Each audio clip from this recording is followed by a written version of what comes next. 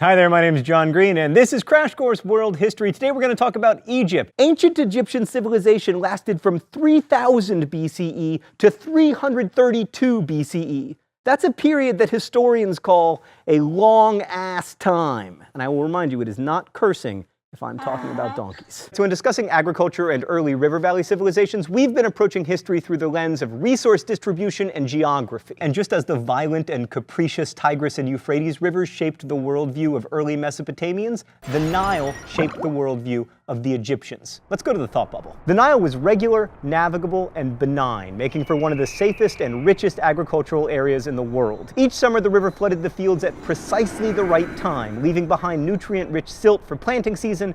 Planting was so easy that Egyptians just tossed seeds around the silty earth and then let their cattle or pigs walk on it to press the seeds into the ground, and then boom, grain and figs and wheat and pomegranates and melons and joy.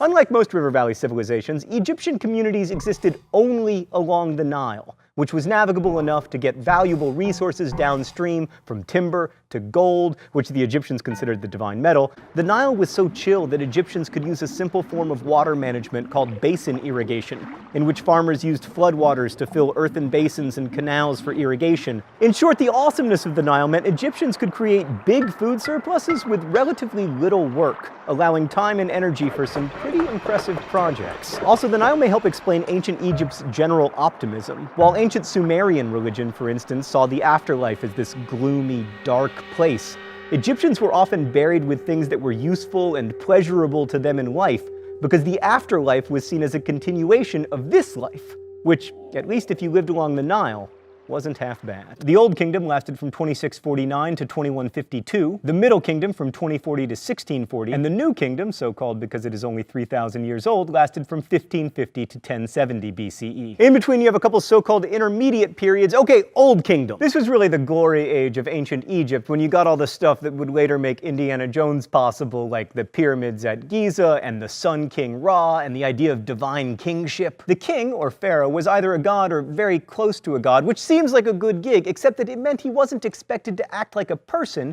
he was expected to act like a god, which in ancient Egypt means acting like the Nile. Calm, cool, benevolent. There's no fun in that. And then, of course, there are the pyramids, which, aside from remaining impressive to behold, represent a remarkable degree of political and social control over the population, because it is not easy to convince people to devote their lives to building a sarcophagus for someone else. The most famous pyramids were built between 2575 and 2465 BCE. The one with the Sphinx was built for Khephren. The largest, the Great Pyramid, was built for the pharaoh Khufu. The pyramids were built partly by peasants who were required by Egyptian law to work for the government a certain number of months per year, and partly by slaves. And the thinking was that if humans did their jobs, then the pantheon of gods would maintain cosmic order. And since the pharaohs became gods upon their death, it made sense to please them, even unto pyramids. Egyptian popular religion also embraced the belief in amulets and magic and divination, and the belief that certain animals, especially cats, had divine power. And yes, I did bring that up just so I could lolcat. Old Kingdom Egypt was also remarkably literate. They had two forms of writing: hieroglyphics for sacred writing, and then demotic script for recording contracts and agreements and other boring stuff. The last thing I want to say about Old Kingdom Egypt, it was ridiculously rich. But then, around 2250 BCE, there were a series of droughts and pharaohs started fighting over who should have power, and we had an intermediate period. So the Middle Kingdom restored pharaonic rule in 2040 BCE, but with some distinct changes. First, the new rulers were outsiders from downriver in Nubia. Second, they fostered a new pantheon of gods, the star of which was Amen, which means hidden. The Middle Kingdom also developed an interest in conquering, specifically the new pharaoh's homeland of Nubia, and they developed a side interest in getting conquered, specifically by the Semitic peoples from the Levant. They were able to conquer much of Egypt using superior military technology like bronze weapons and compound bows and chariots of fire. What? They're just regular chariots? Stan, why are you always killing my dreams? One group, the Hyksos, were able to conquer all of Egypt, but rather than destroying Egyptian culture, they just relaxed like the Nile and assimilated into the Egyptians. And the Egyptians adopted their military technology, and then the Egyptians destroyed the Hyksos and expelled them from Egypt. New Kingdom Egypt continued this military expansion, but it looked more like an empire, particularly when they headed south and took over land in an attempt to find gold and slaves. Most New Kingdom pharaohs, being dudes, focused on military military expansion, which brought Egypt into conflicts with the Assyrians, who you'll remember from last week, and then the Persians, and then Alexander the Great, and finally the Romans. On the whole, Egypt probably would have been better off enjoying its geographical isolation and not trying to conquer new territory, but all of Egypt's friends had jumped off a bridge, so... One last thing about the New Kingdom. There was this crazy New Kingdom pharaoh named Akhenaten who tried to invent a new god for Egypt. Akhenaten was kind of the Kim Jong-il of ancient Egypt. Like, he had this feared police force and this big cult of personality, and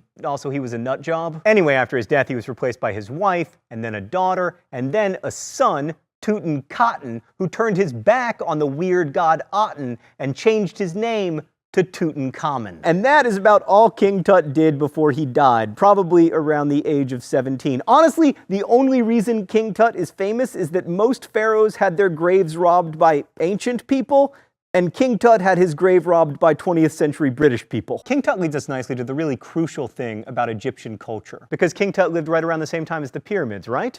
Wrong. Remember, the pyramids were built around 2500 BCE during the Old Kingdom. King Tut died in 1322 BCE, 1,200 years later. That's 5.5 Americas, but because Egypt was so similar for so long, it all tends to blend together when we imagine it. Ancient Egypt lasted 1,000 years longer than Christianity has been around, and 800 years longer than that other super long-lived civilization, China. So there was an entire culture that lasted longer than Western civilization has existed, and it had run its course before the West was even born.